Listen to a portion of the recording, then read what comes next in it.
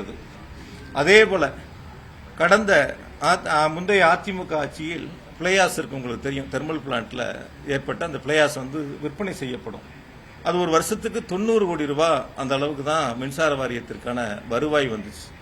அதை உயர்த்த வேண்டும் என்ற நோக்கத்தோடு வெளிப்படைத்தன்மையோடு அதுக்கான ஒப்பந்தங்கள் கோரப்பட்டு விற்பனை செய்யப்பட்டதன் அடிப்படையில் பார்த்தீங்கன்னா ஏறத்தாழ ஒரு வருடத்திற்கு 160 கோடி ரூபாய் அளவிற்கு அதற்கான விற்பனைகள் ஏறத்தாழ கடந்த முந்தைய அதிமுக ஆட்சியை விட 2 மடங்கு அளவிற்கு அந்த பிளேயாஸினுடைய வருவாய் உயர்த்தி அதிகரிக்கப்பட்டன. இப்படி தொடர்ச்சியாக பல்வேறு நடவடிக்கைகள் மேற்கொள்ளப்பட்டு வருவாய் ஒரு பக்கம் அதிகரித்தாலும் செலவினம் ஒரு பக்கம் அதிகரிக்கிறது. அந்த செலவினம் வருவாய் அதிகரித்த அளவிற்கு செலவினத்திற்கான பணிகள் எங்கே மேற்கொண்டார்கள், அதற்கான இழப்புகள் எப்படி சென்றது என்பதை அவர் ஒரு பட்டியலை போட்டு பேசியிருக்கின்றார். ஒரு கருத்தை உங்களிடத்தில் நான் முன்வைக்கின்றேன். 2019-20 தமிழ்நாட்டினுடைய மின் தேவை என்னங்கிறது 94,947 மில்லியன் யூனிட் ஒரு வருஷத்துக்கு. அதுவே 2021 93,344, அது கோவிட் காலம். அதுக்கடுத்து 2021-22 98,674 million unit. 2022-23 1,03,546 million unit. 2023-24 1,11,504 million unit. 2024-25 1,16,813 million unit. ஆக 94,000 மில்லியன் யூனிட்ல இருந்து 1,16,000 மில்லியன் யூனிட் வரைக்கும் உயர்ந்திருக்கு. அப்படி நீங்க பாத்தீங்கன்னா ஏறத்தாழ 5 வருஷத்துல 25,000 மில்லியன் யூனிட் உயர்ந்திருக்கின்றன. அப்படி உயர்ந்த மில்லியன் யூனிட் மின் நுகர்வுக்கு ஏற்ப நாம் கொள்முதல் அதிகரிக்க வேண்டும், அதே போல உற்பத்திகள் அதிகரிக்க வேண்டும். அப்ப நம்ம உற்பத்தி அதிகரிக்கின்ற பொழுது அதற்கான செலவினங்கள் நமக்கு உறுதியாக கூடும். இந்த தேவைகளை பூர்த்தி செய்வதற்காக வெளிச்சந்தையில் நாம் மின்சாரத்தை கொள்முதல் செய்கின்ற பொழுது அதற்கான செலவினங்களும் நிச்சயமாக கூடும். இதை அந்த வெள்ளை அறிக்கையில் வெளியிட்டிருந்தால் மிக சிறப்பாக இருந்திருக்கும்.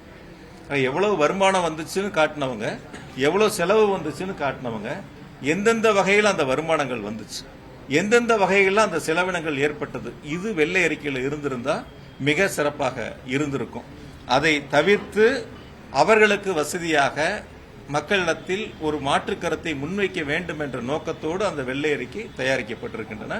இன்னும் கூட ஒருபடி மேல நான் சொல்லணும்னு சொன்னா, எங்க 5 வருஷம் முந்தைய திராவிட மாடல் அரசு எங்களுடைய கழக தலைவர் மாண்பு தளபதி அவர்கள் முதலமைச்சராக இருந்து 5 ஆண்டுகளில் செய்த திட்டங்களை அதை பட்டியலிட்டிருக்கின்றார்கள். எப்படி முதலமைச்சர் போய் டெல்லியில திராவிட மாடல் அரசினுடைய திட்டங்களை சொல்லி அங்கே நிதி ஆயோக் கூட்டத்தில் பேசினாரோ, அது மாதிரி இன்னைக்கு வெள்ளை அறிக்கையிலையும் இந்த 5 வருஷத்துல நாங்க என்ன பண்ணணுங்கிறதையும் அவங்க சொல்லியிருக்கிறாங்க. இருந்தாலும் கூட 2020-21 அந்த கேப்புங்கிறது 14,542 கோடிங்கிறது போன வருஷம் 2025-26 933 கோடியா குறைஞ்சிருக்கு. அது 4 வருஷத்துல சீரிய நடவடிக்கை எடுத்ததுனால.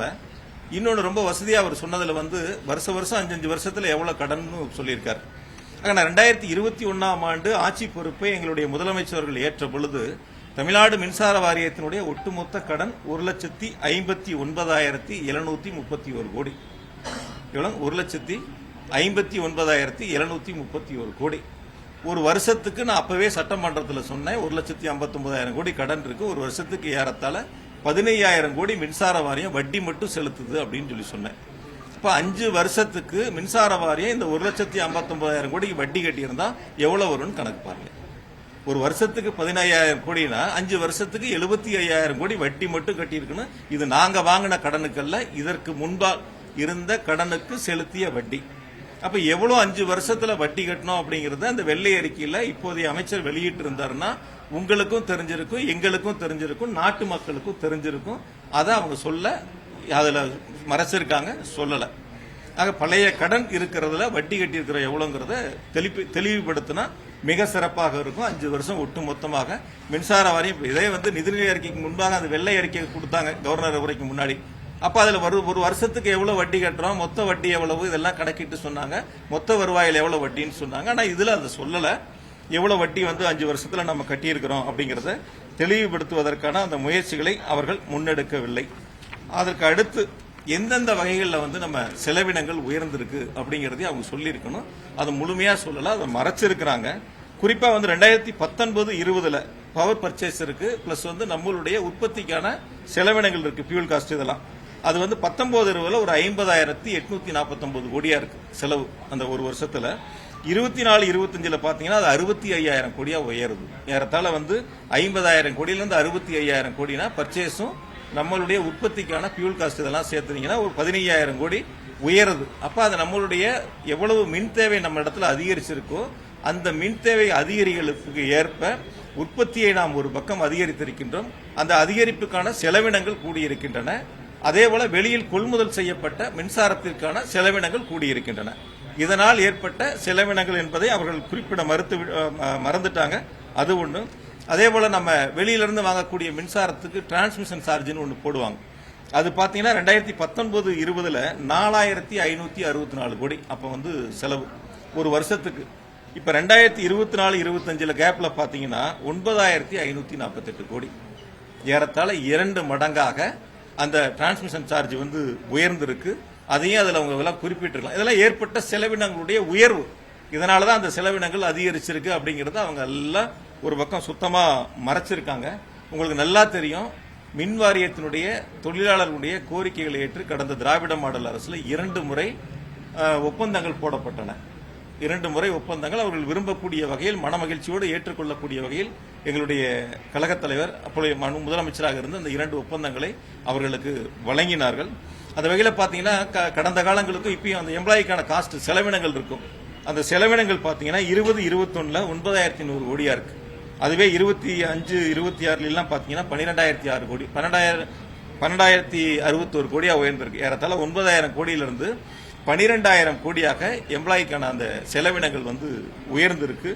ஆகையால வருவாய் ஒரு பக்கம் மின்கட்டண உயர்வால் மட்டும் உயர்வது அல்ல, நம்மளுடைய கூடுதல் மின் நுகர்வு அதன் மூலமாக ஏற்படக்கூடிய வருவாய், அதுபோல மின்சார வாரியம் எடுத்திருக்கக்கூடிய நடவடிக்கைகள், வட்டி குறைப்பு, பிளையாஸ்ல வருமானம், பல்வேறு வழிவகைகள், அந்த இழப்பு லைன் லாஸ் ஏற்படக்கூடிய இழப்பை சரி செய்வது, இப்படி பல்வேறு வகைகளில் எடுக்கப்பட்ட சீரிய நடவடிக்கையின் காரணமாக அந்த செலவினங்கள் குறைக்கப்பட்டது. இது எல்லாம் சீர்தூக்கி பார்த்துதான் இன்றைய வெள்ளை அறிக்கை அமைந்திருக்க வேண்டும். மாறாக அதில் எதுவும் அது இடம்பெறவில்லை.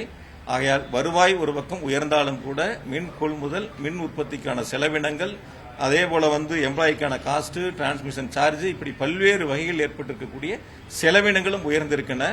செலவினங்கள் உயர்ந்தாலும் கூட நாங்கள் இழப்பை குறைத்திருக்கின்றோம். இந்த கடைசி ஆண்டு வெறும் 933 கோடி அளவிற்கு குறைந்திருக்கின்றன. அதற்கு முழு முதல் காரணம் எங்களுடைய கழகத் தலைவர், திராவிட மாடல் ஆட்சியினுடைய நாயகர் மாண்புமிகு தளபதி அவர்கள் என்பதை இந்த நேரத்தில் நான் பெருமையோடு சுட்டிக்காட்ட கடமைப்பட்டிருக்கின்றேன். அதே போல வந்து மின்சாரத்தினுடைய தேவைகளை பற்றி சொன்னாங்க. இப்ப எப்படி நம்ம வந்து ஓன் ஜெனரேஷனு, அதே போல ஒன்றிய அரசினுடைய தொகுப்புல வாங்குறது, மத்திய தொகுப்புல வாங்குறது, பிரைவேட்ல பர்ச்சேஸ் பண்றது, இது வந்து நமக்கு தேவையான அளவுக்கு ஆண்டுக்காண்டு உயரக்கூடிய அளவிற்கான நம்முடைய மின் உற்பத்தி திட்டங்களை செயல்படுத்துவது, அதே போல மத்திய தொகுப்பிலிருந்து நாம் பெறுவது, தனியாரிடமிருந்து பெறுவது, இது எல்லாம் வந்து சேர்த்துதான் நம்ம அதுக்கான பணிகளை முன்னெடுக்கிறோம். அவங்க சொல்லும்போது சொன்னாங்க, இந்த மாதிரி வந்து அதிகபட்சம் வந்து 21,307 மெகாவாட் வந்து உச்சபட்ச மின் தேவை ஏற்பட்டிருக்கு ஒரு நாள்ல. நாங்க இது வந்து இப்ப ஏதோ புதுசா ஏற்பட்டது இல்ல, இது இவங்க ஆட்சிக்கு வர்றதுக்கு முன்னாடி அந்த 21,307 ஏற்பட்டுருச்சு. இவங்க ஆட்சி பொறுப்பேற்றதுக்கு அப்புறம் கூட அந்த அளவுக்கு கூட உயரல. 2020-21 பாத்தீங்கன்னா 16,481 மெகாவாட்டா இருந்துச்சு. அது அப்படியே படிப்படியா உயர்ந்து 21-22 17,916 megawatt 96 megawatt, 22-23 18,053 megawatt, 23-24 19,409 megawatt, 24-25 20,830 megawatt, 25-26 இப்ப 21,307 மெகாவாட். இப்ப இந்த கவுண்டிங்க்கு முன்னாடி இதுதான் ஆண்டுதோறும் படிப்படியா உயர்ந்து நம்முடைய மின் தேவை அதிகரித்திருக்கின்றன.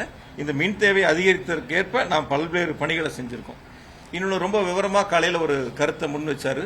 அதாவது வந்து மின்சாரத்தினுடைய தேவைகளை நம்ம வந்து பூர்த்தி செய்யக்கூடிய வழிகள் இருக்கு. எமர்ஜென்சிக்கு நம்ம எக்ஸ்சேஞ்சில் வாங்குறோம். அந்த எக்ஸ்சேஞ்சில் வாங்குறதுக்கு அன்றைய எக்ஸ்சேஞ்ச் என்ன ரேட்டு நிர்ணயிக்குதோ அந்த ரேட்டை நம்ம எக்ஸ்சேஞ்சுக்கு தான் பணம் கொடுக்குறோம். யாரும் வந்து நமக்கு சப்ளை பண்றவங்களுக்கு நம்ம கொடுக்கறது இல்ல. மின்சார வாரியம் யார் எக்ஸ்சேஞ்சு கொடுக்குறாங்கன்னு நமக்கு தெரியாது. நம்ம எக்ஸ்சேஞ்சில் பணத்தை கட்டுறோம், அவங்க நமக்கு சப்ளை கொடுக்குறாங்க, நம்ம அதை பயன்படுத்திக்கிறோம், அவ்வளவுதான். இதுதான் எக்ஸ்சேஞ்சுக்கும் மின்சார வாரியத்துக்கும் உள்ள நடைமுறைகள். யார் சப்ளையர், கருப்பா சாப்பா யாருமே நமக்கு தெரியாது. யாருமே அதுதான், இப்ப இருந்தாலும் சரிதான், முன்னாடி இருந்தாலும் அதுதான். அதனால எக்ஸ்சேஞ்சுக்கு எமர்ஜென்சிக்கு நம்ம வாங்குறோம். பிளே ஸ்டோர் மற்றும் ஆப் ஸ்டோரில் இருந்து பாலிமர் செயலியை QR கோடு மூலம் பதிவிறக்கம் செய்யுங்கள். செய்திகளை உடனுக்குடன் பெறுங்கள்.